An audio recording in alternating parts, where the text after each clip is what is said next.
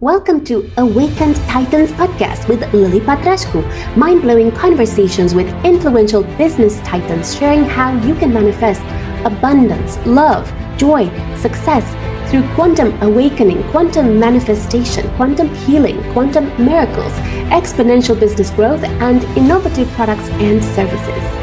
Discover how to grow your company with mergers and acquisitions in today's session with Issa Kildani. He is the founder and principal consultant of Ambrosia Ventures, a strategic consulting and mergers and acquisitions advisory firm for life sciences. First question is, what's the secret to your success? Thank you for having me, Lily. So the biggest secret to our success at Ambrosia Ventures is really our ability to seamlessly integrate strategic vision with detailed execution.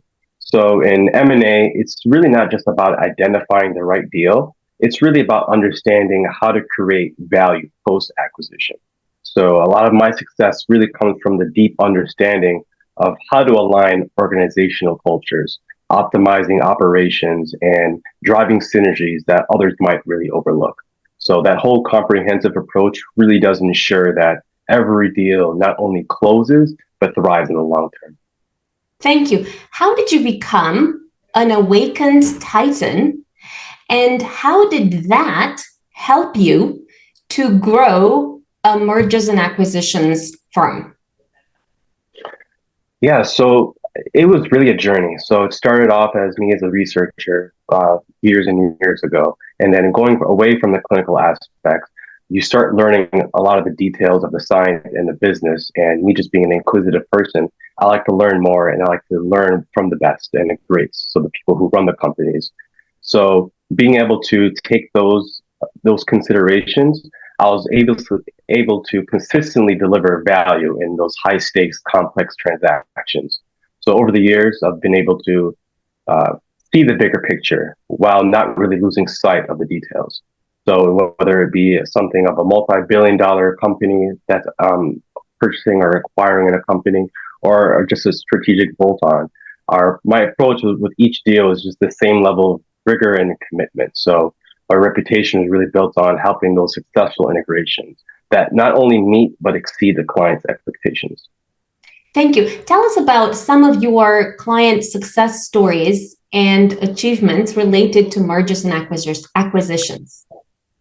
Yeah, so one that that I can remember the most is that we were dealing with a particularly challenging post-merger integration for a major pharmaceutical company. So the deal itself was very straightforward, but the integration was really fraught with a lot of cultural clashes and operational inefficiencies. So a lot of the other company that they were purchasing or acquiring had a whole different mindset and different expectations and culture shifts compared to the company that they were being bought out by. So for us to navigate through those challenges and seeing the companies emerge stronger is definitely more rewarding, and it helps become more unified. So after that unification, after the integration, it really just made me realize the true impact of strategic M&A.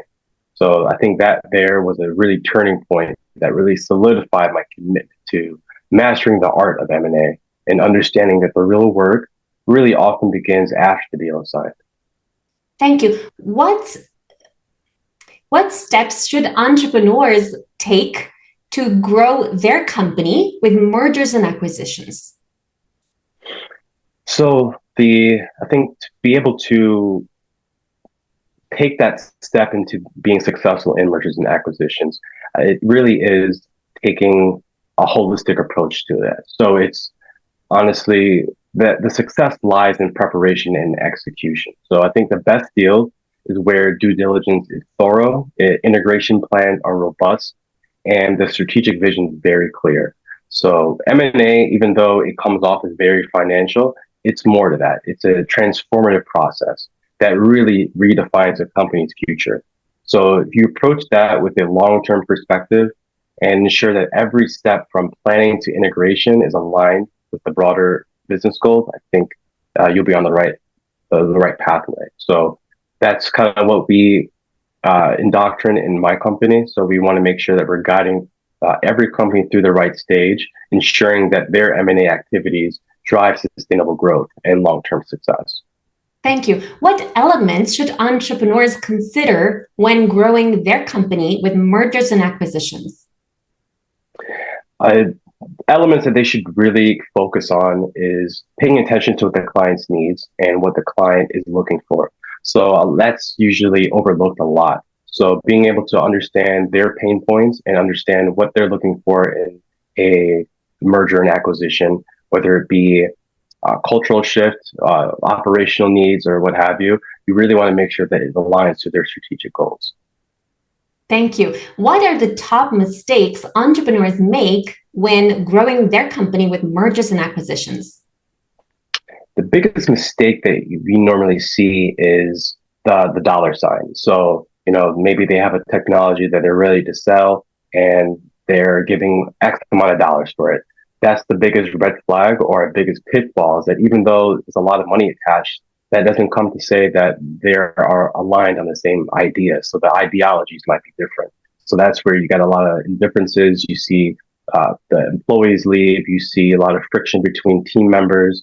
You see even just a team of 5 on an executive team, they all drop out just because of the misalignment between the two. So you really have to understand that there has to be an ecosystem where they both have to live together. Thank you. How can you find the perfect joint venture partner that you can do mergers and acquisitions with? Well, finding the right venture is very tricky, and that's kind of where we come into place. So being able to have a strategic market analysis, or being able to identify the right partners. So identifying that they align to your strategic future goals as well. So if you guys are on the same track of wanting to grow a certain technology or expand to a certain region, or have the same cultural experiences or perspectives, that's something that usually is an initial interest, and that's where the initial conversations should start. So it really just depends on the alignment on both of those teams. Thank you. Give us an example of a company of any field, and what are the type of perfect strategic partners and how to find them? Mm-hmm. So a good example would be a biotech company. So they're like mainly in the early stage company, and they are dealing with a gene editing program. So based off that, they're in early stage, they're looking for more funding, but in that process, they realized maybe we should look out for a larger company that might want to buy them out in the future. So having that alignment already and looking for a company that's looking for new technology, just because the barriers of entry for those larger companies is that they're not up to date on the newest technology. So they want to be up to date and catch up with the rest of the industry. So that's what they kind of want to target. So having that synergy or having those strategic goals in mind, that will be a perfect pair in itself. And being able to focus on a deal, whether it be licensing deals that helps them go through each inflection point, and eventually to a later buyout stage, to where the company at interest, the early stage company, feels obligated. They had like a 2-3 year commitment with the larger firm to facilitate this deal. So that's like an ideal situation. Thank you. Give us an example of the worst possible case scenario of a company and the worst possible venture partner. Mm-hmm.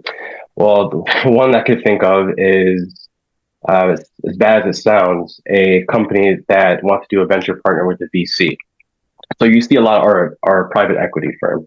So a lot of these private equity or VC or venture capitalist firms, they have strategic advisory roles where they come into the company and they are they're brought on as advisors. So they also make the decisions of the company.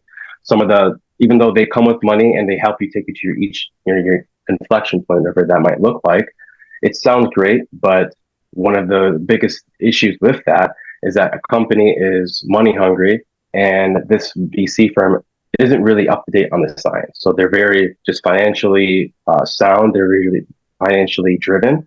They don't understand much of the science and how to evolve it and how to identify strategic partners. So that would be a very a worst case scenario where you have the money, but you're not utilizing the right resources and tools to take you to the next inflection point correctly.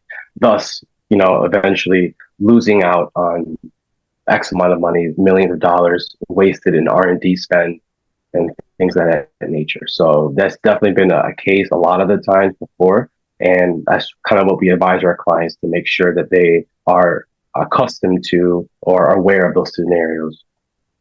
Thank you. Give us an example of some steps entrepreneurs usually take when they hire you as a consultant to help with mergers and acquisitions. So we have a very unique approach to how we usually onboard a client for any M&A deal. So my background was in psychology, so I kind of implement a lot of psychology into my practices. So, and that goes the same to the rest of my employees. They are aware of that as well. So sometimes, usually it takes us months before we actually get on board with the client. And that really comes into, we want to understand the client, we want to understand the founder's executive team. We really want to get to the ethos of who they are as a person and how they interact with each other. And that tells you a lot than you can never get from a pitch deck or anything like that. So we really want to interact with them, understand where their goals are, where they came from, with the rest of the team, how they interact with each other, how often do we see the team. And that tells us exactly how we compare them with another company we would have in mind, or another strategic partner or joint venture that might be applicable to them. So it's a very conversational event, and it definitely does pay its dividends. Thank you. How does your company compare to other companies that offer a similar service for helping companies to grow with mergers and acquisitions? Mm-hmm. So we escape the idea of we're very unconventional in the aspect of we step away from the transactional relationship between a client and a consultant. So we really want to make it feel like we are a strategic advisor or a very close confidant to these clients. We want to feel like we trust in what they want. We want to make sure that they trust in what we can do, whether it is just ad hoc consulting, things that they can questions they might always, because they're going to have a lot of questions in an M&A, whether it be from due diligence to your deal sourcing areas. So we really want to make them comfortable and make them feel like they can trust in what we can do, which is our whole purpose. We want to make sure that we're getting value add. So through that way, that's how we kind of get this strategic advisory role and make them feel comfortable enough, more like a partnership rather than just a consultant. Thank you. What are the top things entrepreneurs miss out on or fail to consider when it comes to growing their company with mergers and acquisitions? It's the hardest part, honestly, is staying up to date. So staying up to date on the newest trends, that is always ever changing, ever evolving. So being able to stay up to date, going to these conferences, speaking to the communities, whether it's the larger firms and even the smaller early stage firms. One of what we kind of do is very unique, where we jump in a different ecosystem, and each ecosystem has its own environment and has its own issues and pain points that we can be able to identify and hopefully address later on, especially through an M&A process. Thank you. What steps should entrepreneurs take to awaken to their full potential so they can have the courage to grow their company with mergers and acquisitions? I think the blueprint, or like the steps that you can take for those successful M&A transactions, it's really rooted in discipline.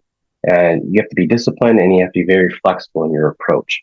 So it's a lot of being able to be actionable, adaptable in certain situations, and being able to identify potential risks for both ends, for the buyer and the seller. So communication is key. We have a client where they're trying to go IPO, and we're constantly trying to update them on the newest things that we're coming across based off different financiers. So being able to have that communication, ensuring that all the stakeholders are aligned and that the integration process is transparent. And I think the last step here is keeping an eye on the long-term strategy, because you should always, at the end of the day, think long-term. You got to make sure that each M&A activity really does align to the broader goals of the business. Thank you. Can I ask you about your journey and which experience awakened your drive to become an awakened Titan and to help so many companies to grow their company with mergers and acquisitions? Yeah, so my journey's been pretty unique. Like I mentioned, I was a researcher by trade, so I was working in clinical, going to the whole med school route, and then I realized that really wasn't where I was needed. And going into project management, regulatory affairs, quality assurance, business management firms, and working with startups along the way, I realized that my unique uh, value add was being an expert where they would come to me and ask me questions. And these are the CEOs, COOs of the world. And being able to deliver that high value stakes definitely helped transition my journey from just a researcher to an actual consultant to someone of a titan in that space. So I was able to not just meet, but go over and beyond the client's expectations and being able to maintain relationships. So I was able to utilize my knowledge in psychology and in clinical research, and of course, this new business aspect of it as well, and merging them together, and then just continue to apply that into my daily routines. Thank you. Tell us more about some of your case studies in terms of achievements, stats, any numbers that you've already managed to achieve so we can get a clear idea about how you can help entrepreneurs right now to grow their company with mergers and acquisitions. Yeah. I think a couple of case studies that come to mind. So another one was another large pharmaceutical company. They were merging, bought out another semi-large pharmaceutical company. In that process, we were doing a lot of operational efficiencies, management consulting, revamping their whole systems. And in that process, that saved the company the acquiring company, the one that bought them, excuse me, about $40 million along the long run. So we saved them a lot of money. We expedited processes for them. So we expanded, they reduced their time to market for certain drugs that they wanted to push to the market by, I think, 18 months for that one case study.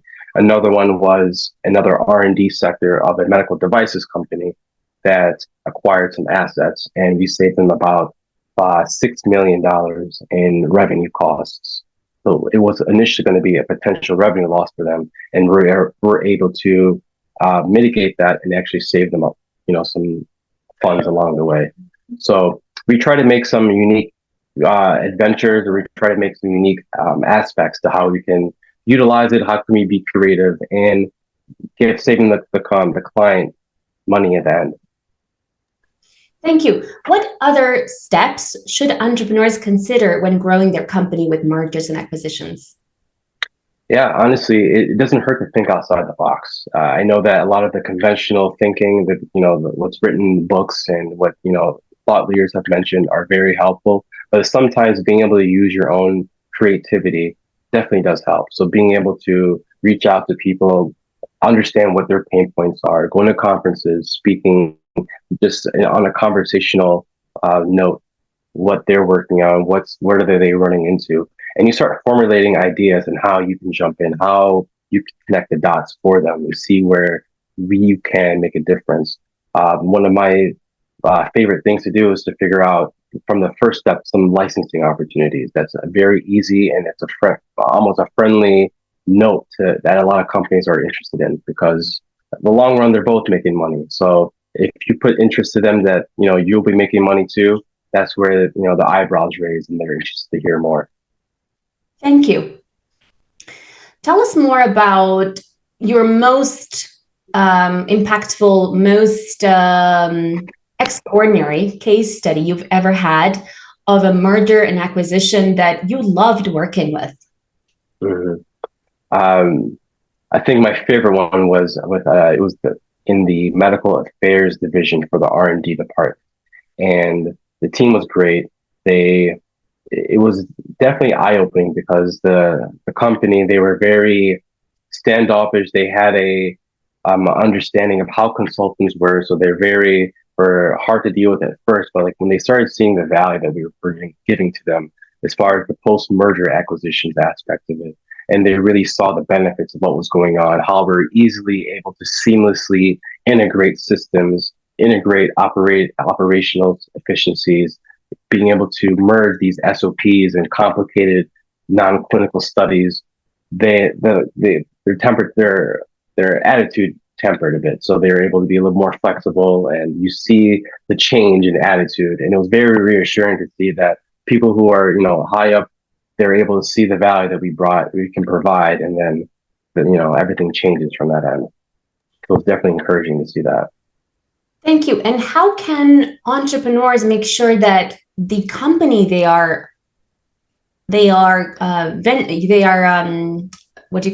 merging with is fully aligned in terms of everything, in terms of the company culture? Is it required to have a lot of SOPs and a lot of standard operating procedures, or what's essential to put in place to make sure that you have a merger and acquisition that kind of runs really smoothly? Mm-hmm. So that's the fun part, because you're always going to run into gaps. So if we're talking about, for example, SOPs, one company's SOPs or their idea of what a standard operating procedure or work instruction is going to be different from another company.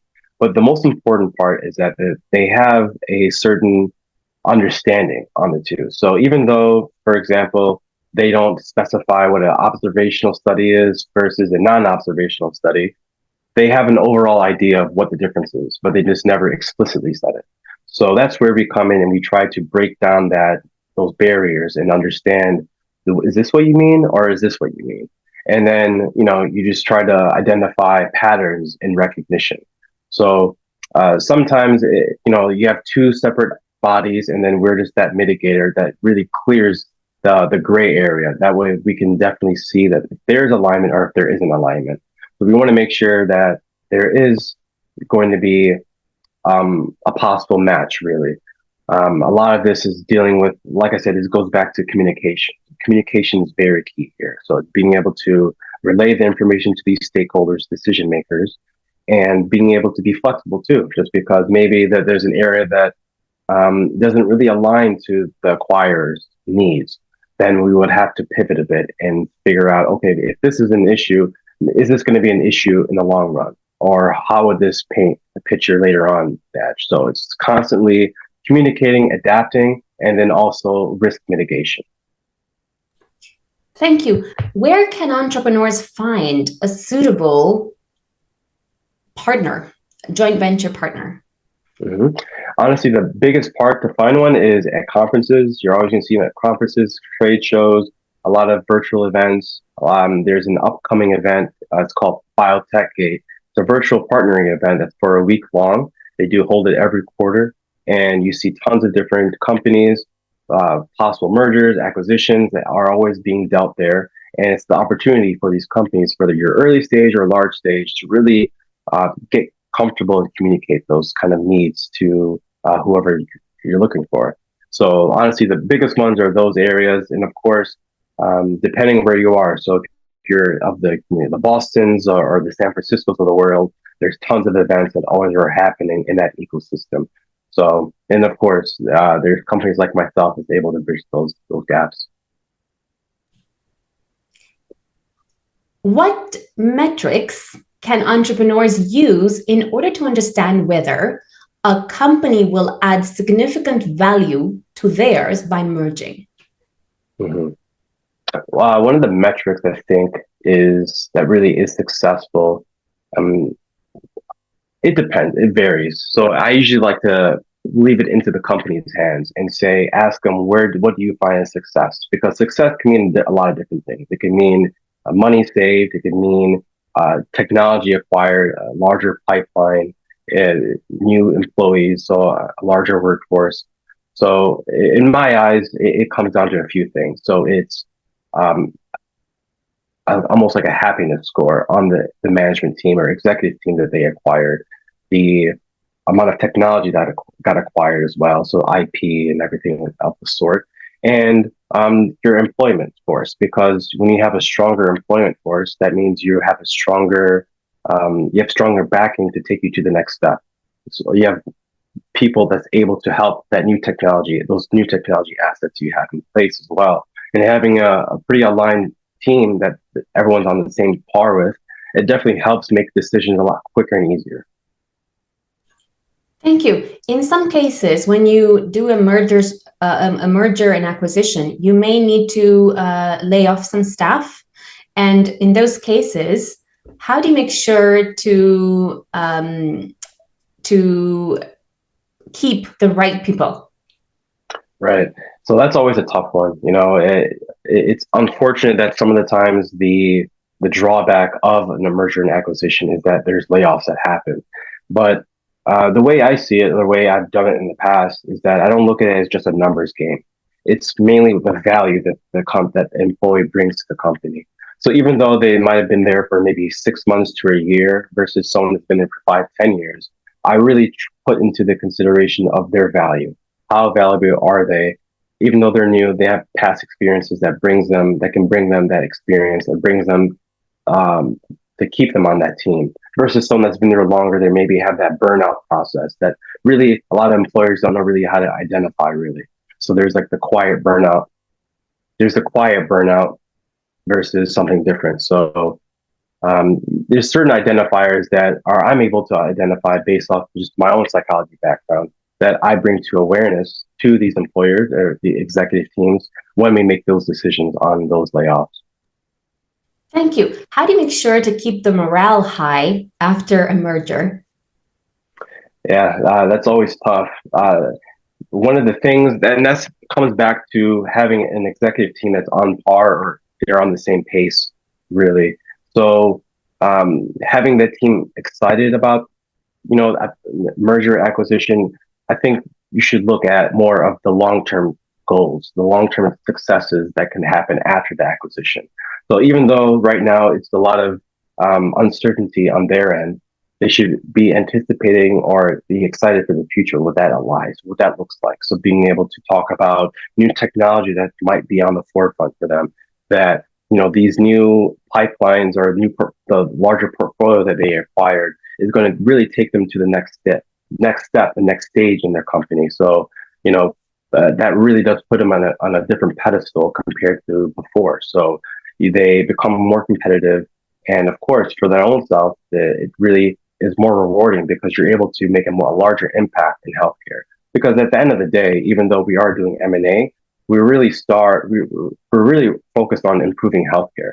So employees should really look at it in more of a humanistic perspective. Thank you. What's your message to entrepreneurs worldwide wanting to grow their company with mergers and acquisitions? Yeah, so my message for businesses that's really considering M&A is that success lies in preparation and execution. So the best deals are those where due diligence is thorough, integration plans are robust, and the strategic vision is very clear. M&A is, like I said, it's not just a financial transaction. It's transformative that really can redefine a company's future. So approaching it with a long-term perspective and ensuring that every step from planning to integration is aligned to the broader business plans. Thank you. Stay tuned to the next episode. Follow us for more interviews with world's most influential business titans, providing you with the insights to awaken to your full potential so you can get paid to be yourself, find true happiness, and manifest anything you desire.